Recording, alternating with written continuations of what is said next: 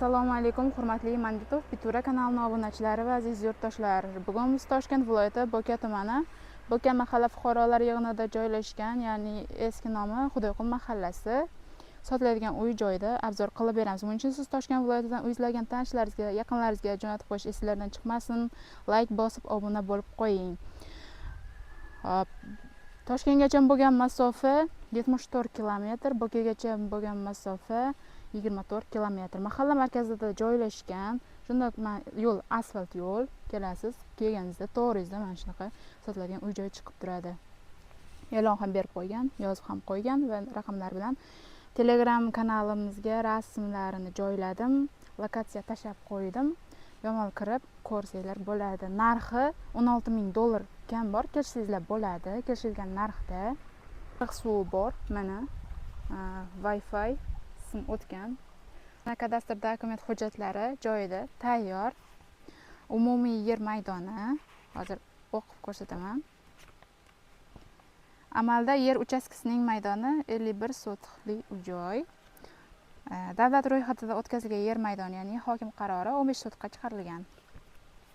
Pishgan g'ishtdan qurilgan 3 xonali uy, ta'mirtalab, lekin yer tayyor. Haydab ekini ham ekib qo'yilgan. Upakovkali makajo'xori ekilgan qimmat urug'idan. Mana bu yer o'rtasidan latok o'tgan, ariq, lekin ikkalasi bitta uy joyga qaraydi. Hozir chegaralarni ko'rsatib o'taman. Va chegarasi o'zi bilinib ko'rinib turibdi. To'rtburchak haydab qo'yilgan joylar, daraxtlar. Mana bu yerdan boshlanadi, daraxtlar ekilgan.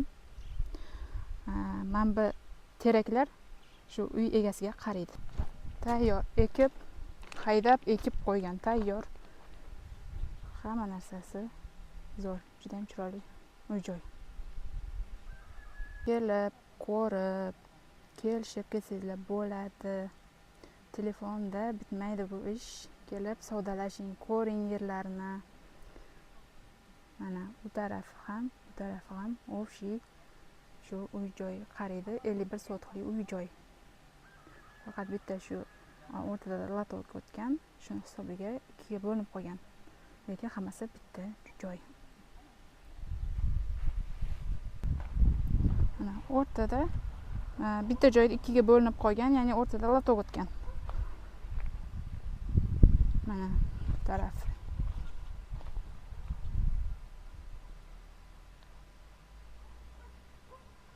Chorvachilik, dehqonchilik, parandachilik bilan shug'ullanaman deganlar uchun juda ham zo'r joy.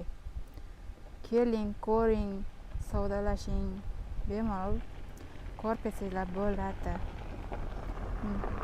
Dehqonchilik bilan shug'ullanaman deganlar uchun mana tayyor haydab ekib ham qo'yilgan upakovkali qimmat makajo'xorini ekib qo'ygan.